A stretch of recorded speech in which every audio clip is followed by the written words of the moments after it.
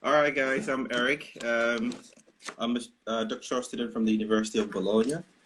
And Lois, I don't know, I think I realized from last session that I actually speak very fast. It's something that I know. I tend to speak very fast. So if you see or notice that I'm speaking fast, you can drop my attention and then, I could dump it out a little Yeah, bit. Yeah.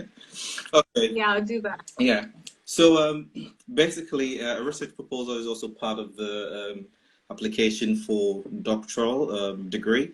Majority of the time, some schools that doesn't actually ask for that, but then it depends. So I think the first point here is to consider the school that you're applying to, and then read the requirements of the doctoral program.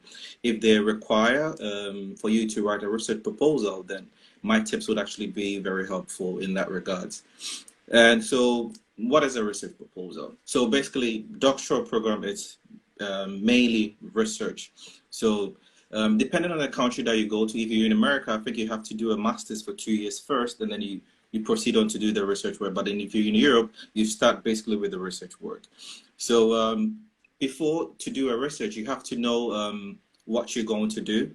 You have to know you have to have an idea about the topic that you're going to work on. You have to read literature to see what has been done, and if there's a knowledge gap, then you tend to find that knowledge gap, and then write a proposal in that regards to work on a project that will fill that knowledge gap.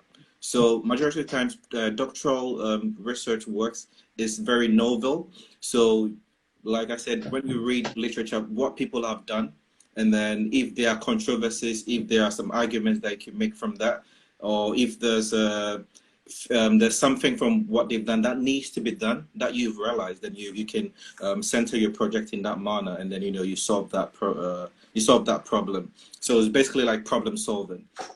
So how do we go Yeah, about to write a research proposal?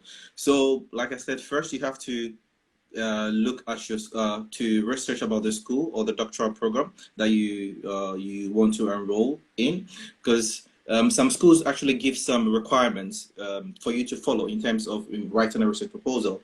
So it might differ depending on the school that you're going to. Some people will tell you maybe you have to write an abstract first, or some people will tend to not, let you write the abstract. So it depends on the school. So the first and foremost rule, the first and foremost point that I would want to hit on is for you to carefully check the school's website, know all the requirements that they need with regards to the research proposal, and then structure your research proposal in that manner as the school requires, and then you'll be okay. So that's my first point. My second point is after writing the whole research proposal, you have to you have to proofread. You have to edit. Send it to somebody who is more like who is good at editing things, or somebody who can also read. Because majority of the times, what happens is when you write, somebody told me that we have our own signature when we write. So maybe I'm used to writing like just as when we speak, some people prefer using like in their sentences all the time. So guess what? If you're writing, like will be throughout your text. So it becomes ambiguous in the text. So if a second reader reads it, the person is able to correct those stuff for you. So when writing a research proposal, do not tend to be very broad. Do not tend to be very broad. Try to be narrow in your scope. For instance, let's say somebody in my field, for instance, I'm in the biomedical science field. So let's say I want to find the cure for cancer. That is too broad. So try to read literature about cancer. There are different types of cancer. A particular type of cancer, like I'm working on a type of brain cancer, glioblastoma. So search for that kind of cancer, and then look at the literature, what people have done, and then in your own views, what's the next thing to do, and then you find the problems that are associated with that disease, and then you try to write a proposal, and then focus on that narrow portion. So majority of the times when people say PhD students are like, very, very smart, majority of I beg to differ in that way. We are very smart in a narrow field. It's not that broad. So sometimes when you ask me a question that is broad, I'm probably like, okay, I don't know, because it's not something that I'm researching about exactly. So it becomes a problem. So find something that is very narrow, and then because if the more narrower it is, the more specialized you become, and the more easier for you to be able to answer to solve the problem. And then mind you, PhD In Europe, it's like 3 to 4 years. In America, it's majority maximum 5 years. So think about how much you can do within that short time. There's little you can do. So you cannot do something extraordinary within that short time. So the research proposal should be something that is feasible, something that is doable, with regards to the time. And then also plagiarism is also one of the hottest topic, plagiarism. So in academia, if you plagiarize, that's the end of your life technically. And if you're caught, that is the end of your academic life. So for instance, you're writing a proposal to a university and, you plagiarize, you get the information. When I say plagiarism, you get, the facts or whatever you write from other people's text without even, quoting or referencing them. It could be accidental or it could be intentional. So, but in academia, they do not forgive whether it's intentional or whether it's intentional or unintentional. So you have to be very careful about that, because the moment they find out, that is a total rejection, automatic rejection. And then also, like I said before, don't try to write a research proposal that is very complicated. Like some people will be tempted to think that, oh, the more technical you are, when you write something more technical in the proposal, then maybe there's a high chance that they will say, this guy is so smart, so let me go for him. But think about it this way: the admission board is made up of people from different fields. For instance, maybe some person from social science, some person from neuroscience, some person from a different university, from a different field, and you're very technical. There are a lot of people applying to it as well. So if another person's writing is very concise and direct, they would read the one whose text is more direct and precise. You also be putting on the side, irregardless of what you've written so far. So I think those are. Hold on, sorry. Let me go to my presentation yet. So yeah, I think basically that's more like it. And another thing is avoid using weak sources of information. So for instance, if you're doing an undergrad, when you write an undergrad thesis, I realize a lot of people put in HTTPs from normal websites, not something that is peer reviewed. So if you're writing a research proposal, it could be, depending on the school, some research proposal can be maybe maximum 2 pages. It could be up to 10 pages. So it depends on the requirement of the school. So if you, for instance, if you're writing something that is just 2 pages and you write HTTPs, maybe, because HTTPs, I could write something on a website, and publish it without people checking it. So that is weak information. So if you cite that work, there's not so much credibility, to that statement. But then when you go to articles that have been published in peer-reviewed papers, that is when, you'll be able to get some credible information from. And there's also something in academia where people, kind of even believe in articles that are published in high impact factor journals. So they are lower ranking journals, they are higher ranking journals, but I don't agree with that conception, but that is what's happening in academia. So, but then for the opportunity to get into a PhD, I would say avoid the HTTPs, just cite from peer-reviewed journals, so articles that have been published and peer-reviewed. And also, like I said, when you're writing a proposal, you have to try to bring out new knowledge that would add to the field. So that's when you have to read a lot of literature. So when there's a gap in the knowledge, then you bring your idea in. So that will be the novelty of your project. If it's something that somebody has already done, trust me, I don't think anyone would want to go for that, because the funding, the PI, the supervisor that will fund you, he's using money from his or her grant to fund your work. So if your work is not that novel, there's no way you'll be able to get into a program. So now I'll go into the basic outline of a proposal. Like I said, it depends, on the school that you're going to. Some people give their own requirements, but then I'll give you like a basic overview. So first, it starts with a title. The title, you might think title is something that's not very harmful, but it can really, really harm you, because think about it. Like I said, a lot of people are applying for the scholarship. So if there are over 1,000 applicants, your title needs to stand out. Because if my supervisor happens to be, when I first started PhD, he was the head of the academic department. So I had the opportunity to, when people wanted to apply for PhD, I had the opportunity to read their research proposals, etc. there are a lot of applications, so I'm doing other work as well. So when I get the script, I look at the title and this is not interesting, I put it away. This is not interesting, I put it away. So it Yeah. happens. So you have to really stand out. You Yeah. have to get like a catchy phrase or a catchy title that would be able to like entice the reader. If it doesn't entice me, yeah, trust me, you're not getting it. So your title is something that you have to really spend time on to think about, because a lot of applications, it ends there. It ends at the title. No one reads your script. The script that you probably used 1 month to write, no one actually reads it. So the title, Yeah. if it doesn't entice me, I put it away. So you have to, the title will be like a form of a mini proposal. So first and foremost, it should probably contain, you know, let me see my sorry, it should capture, like I said, it should capture the problem of the problem that you want to solve, and then the outcome of the project. So for instance, in my field, let's say you're working on a type of proteins that are in responsible for controlling cancer, or increasing the prevalence in cancer.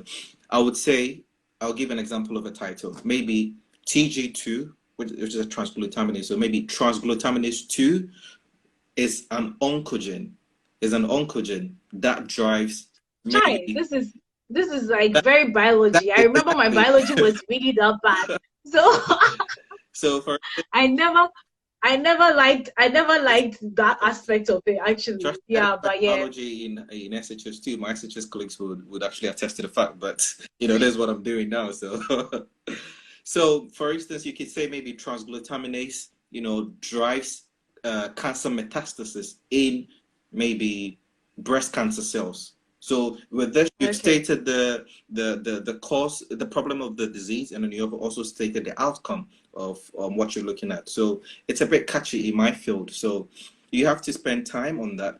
And then second, you go to an abstract. So title, you move on to an abstract. The abstract, I try to research some schools that require research proposals, but then majority of them, they actually don't allow you to write the abstract as part of the research proposal. So majority of times you have to send them an abstract before, if they accept you, then they tell you to write a research proposal on top of it. So the abstract is something else, but the abstract should also contain, a state of the art of the problem that you want to solve. It should also contain, the problem that you want to solve, and then also the outcome, the potential outcome of the problem that you want to solve in that regards. And then, like I said, it also, you have to be able to sell it in this regard, because you're competing with a lot of people. So from the abstract, or without the abstract, depending on the type of school, you go to an introduction. So introduction is also like a mini proposal in its own way, but then in this way, you have to project it at a high level. So what you have to do is I'm sorry, let me go back to what I wrote here. We'll go back to your Exactly, presentation slides. exactly. So when I read the slides, I'm able to say whatever I need to say. So the introduction is more of an articulation of the broader vision, which includes your central hypothesis, and then also the objective or the state of the outcome. So it's basically more like the abstract in a way, but introduction shouldn't be that long, depending on how many pages you're tasked to write. If it's maybe 2 pages, maybe I think maybe 1 or 2 paragraphs will be enough for an introduction in that way. But you have to state these important things. You should state your central hypothesis. So when I say hypothesis, it could be the objective and the aims, and then also you state the outcome of what you want to do. So that's also done for the introduction, and then next is literature review. This is there's also an important part. So this is where you have to read a lot on the project that you want to work on. So you have to be reading a lot of articles, like I said, peer-reviewed articles that have been published in peer-reviewed journals. So read them, write on them. So if there are controversies, maybe two people are saying different things, but then they're working on the same thing, but saying different things. That is more like a controversy. So you could include all the controversies, include arguments, and then let them know that you know about the knowledge gap that is present in that field, and then what you intend to do, that will be your hypothesis, would be able to solve that, or be able to bring in further knowledge to fill that knowledge gap.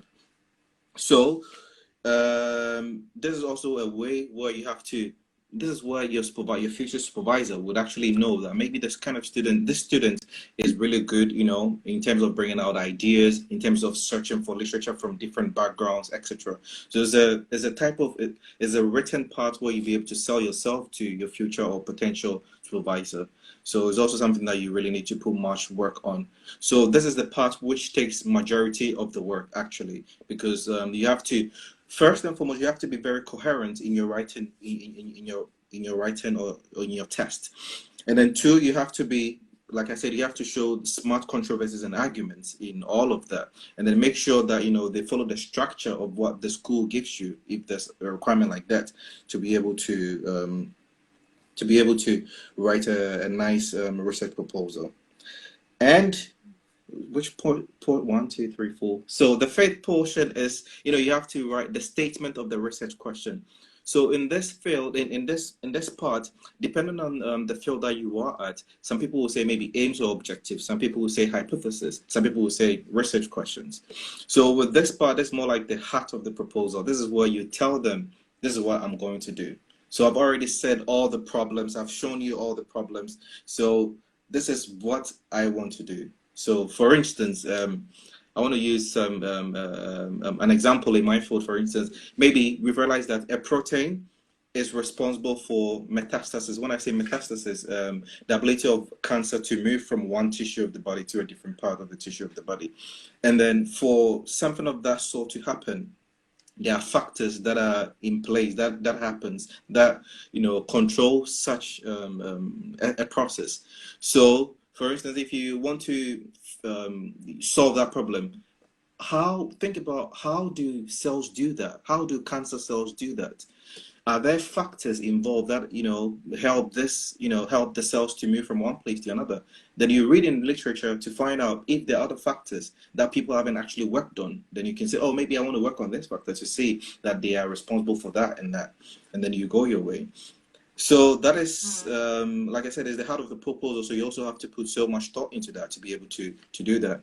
And then the next part is the research plan or methodology. So after addressing your question, now you have to show them, this is the process or the methods that I want to use to be able to solve this problem. So in my field, you could say maybe you want to do Western blotting, you want to do flow cytometry. All of these kind of experiments I actually learned in Ghana, but I never did manually. So when I came abroad to study, it was a big issue for me.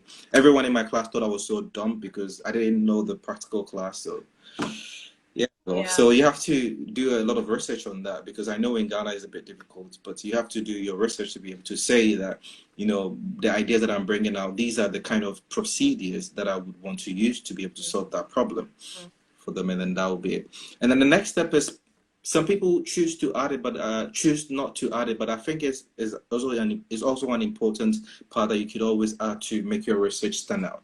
The pitfall or alternatives. So in case, a lot of times when you start a project, you actually don't know, because research is more like it's a journey into the unknown. So what if something goes wrong? What are the steps for you to what steps will you take to be able to solve the problem? So try to sit down, look at certain things that might prevent you from achieving your aims that you've stated. And then what can you do to solve them? So let's say maybe you intend to use one method. If that method doesn't help, what do? You have to tell another story that maybe if this doesn't help, I'll be able to do another one. I think it's one of those things that would also let you stand out.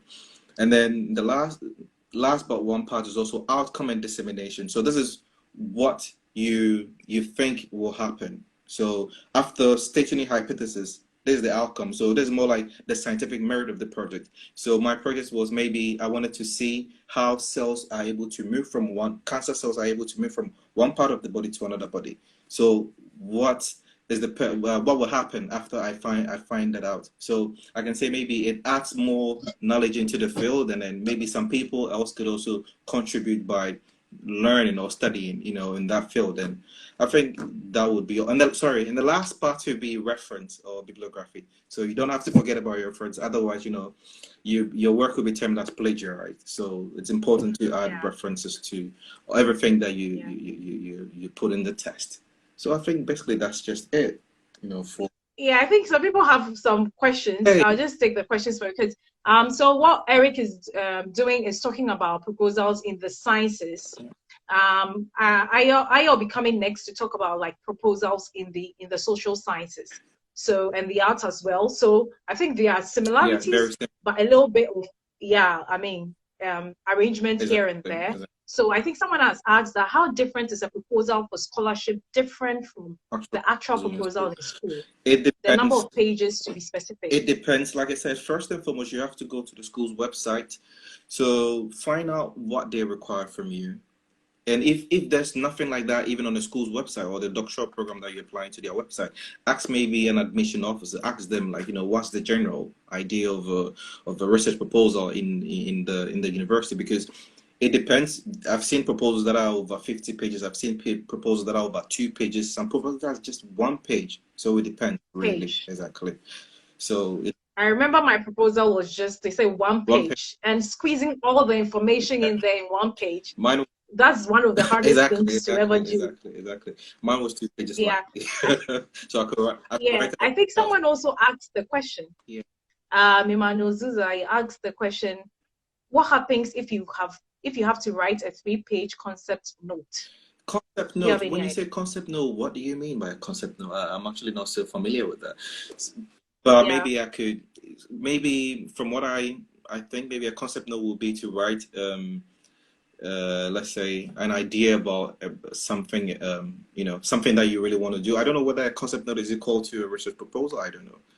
But Yeah, I think for every country yeah, and its specifics what it exactly. requires, but sometimes the concept note is like, okay, for like me, like Yeah, this I want to use this particular yeah, methodology, so I might want to break it down as to how to write yeah. them, include how, and Ah, all okay. these things, as you said, comes Yeah, from reading. yeah, So if you want to write a research proposal in a particular title, Google the yeah. same title, or go to Exactly. Google Exactly. Scholar and Google the same Exactly. title, pull three high papers in Yeah, that field, read about it, yeah, the process they've done, and try and tweak how you are going to do it.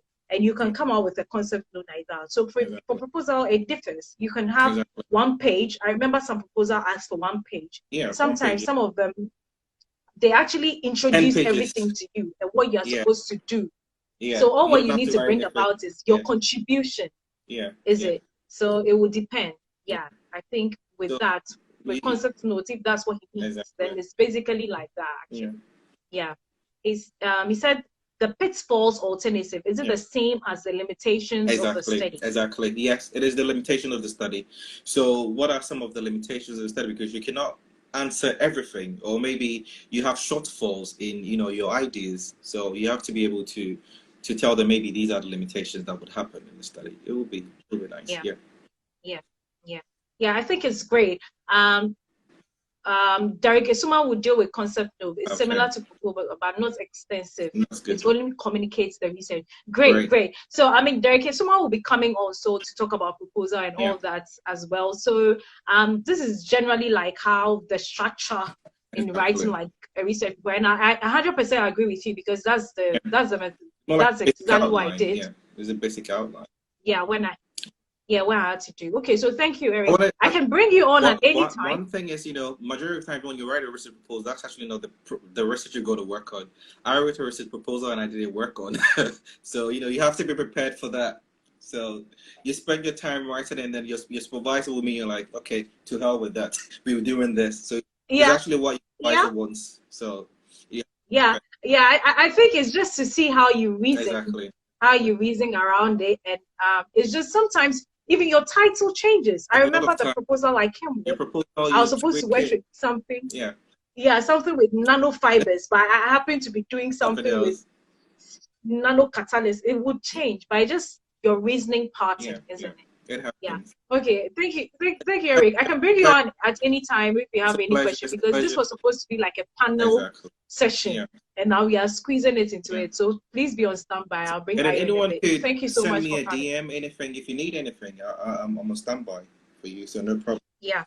Thanks for having Yeah. me. Yeah.